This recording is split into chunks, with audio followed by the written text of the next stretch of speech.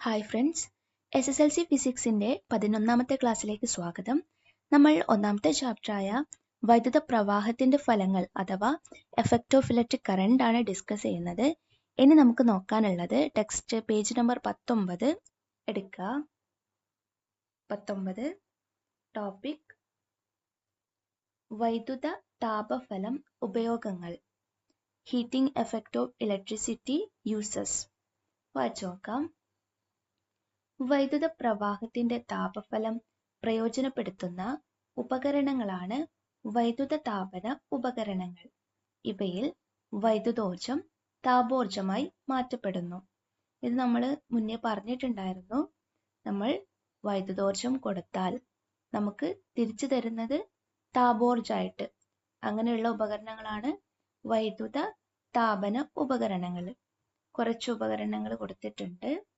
Then ചിത്രത്തിലുള്ളത് ഏതാനും വൈദ്യുത താപന ഉപകരണങ്ങളാണ്.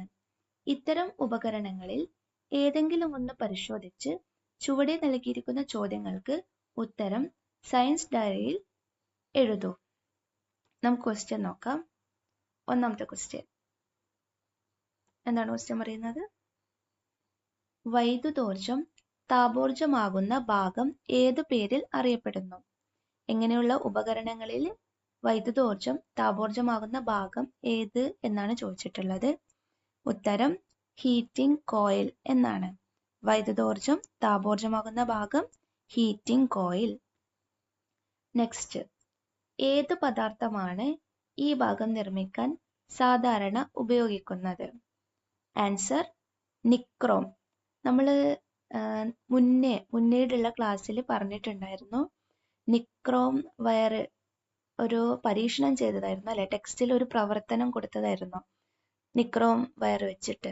അവിടെ നിക്രോം വയർ വെച്ചിട്ട് ചെയ്യുന്ന സമയത്ത് നമുക്ക് ഒരു റെഡ് ഹോട്ടായിട്ട് അവിടെ കണ്ടു എന്നൊക്കെ പറഞ്ഞിട്ടുണ്ടായിരുന്നു. സോ നമുക്ക് ഇവിടെ പറയാം, ഹീറ്റിംഗ് കോയിലുകൾ നിർമ്മിക്കാൻ സാധാരണയായി ഉപയോഗിക്കുന്നത് നിക്രോമാണ്. നിക്രോ എന്ന് പറയുന്നത് ഒരു ലോഹസങ്കരമാണ്. ഏതൊക്കെ കൂടിച്ചേർന്നതാണ്? നിക്കൽ, ക്രോമിയം, ഇരുമ്പ്. നിക്കൽ, ക്രോമിയം, അയൺ എന്നിവ ചേർന്നിട്ടുള്ള അലോയ് ആണ് നിക്രോം. മൂന്നാമത്തെ ക്വസ്റ്റ്യൻ, ഇതിനായി ഉപയോഗിക്കുന്ന പദാർത്ഥങ്ങൾക്ക് വേണ്ട സവിശേഷതകൾ എന്തെല്ലാമായിരിക്കണം? ചോദിച്ചിട്ടുള്ളത് നമ്മുടെ നിക്രോം വയറിന്റെ പ്രത്യേകത അല്ലെങ്കിൽ പ്രോപ്പർട്ടീസ് ഓഫ് നിക്രോം ആണ് ചോദിച്ചിട്ടുള്ളത്. എന്തെല്ലാം ആയിരിക്കണം? ഉയർന്ന റെസിസ്റ്റിവിറ്റി ആയിരിക്കണം, ഹൈ റെസിസ്റ്റിവിറ്റി ആയിരിക്കണം. ദെൻ ഉയർന്ന ദ്രവണാങ്കം ആയിരിക്കണം, ഹൈ മെൽറ്റിംഗ് പോയിന്റ്. എന്നുവെച്ചാൽ ചുട്ടുപഴുത്തിട്ടും അത് ഉരുകി പോകാതെ നിൽക്കണം. ചുട്ടുപഴുത്തിട്ടും ഉരുകി പോകാതെ നിൽക്കണം. ഉയർന്ന ദ്രവണാങ്കം അല്ലെങ്കിൽ ഹൈ മെൽറ്റിംഗ് പോയിന്റ്. ദെൻ ചുട്ടുപഴുത്ത അവസ്ഥയിൽ ഓക്സീകരിക്കാതെ അല്ലെങ്കിൽ ജ്വലിക്കാതെ ദീർഘനേരം നിലനിൽക്കാനുള്ള കഴിവ്. Ability to remain in red hot condition for long time without getting oxidised.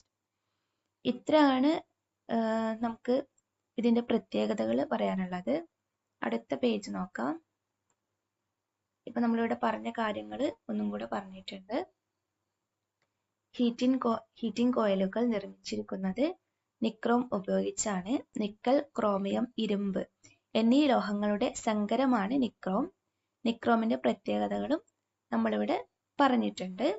അതുകൂടാതെ ഹീറ്റിംഗ് കോയിൽ ഇല്ലാതെയും എന്ന് പറഞ്ഞിട്ട് ഒരു ബോക്സിൽ കുറച്ച് കാര്യം കൊടുത്തിട്ടുണ്ട്. അവിടെ മൈക്രോവേവ് ഓവൻ, ഇൻഡക്ഷൻ കുക്കർ വായിച്ചു നോക്കാം. ഹീറ്റിംഗ് കോയിൽ ഇല്ലാതെയും താപം ഉൽപ്പാദിപ്പിക്കുന്ന ഉപകരണങ്ങളാണ് മൈക്രോവേവ് ഓവനും ഇൻഡക്ഷൻ കുക്കറും. മൈക്രോവേവ് ഓവനിൽ മൈക്രോവേവും ഇൻഡക്ഷൻ കുക്കറിൽ എഡി കറണ്ടും ഉപയോഗിക്കുന്നു.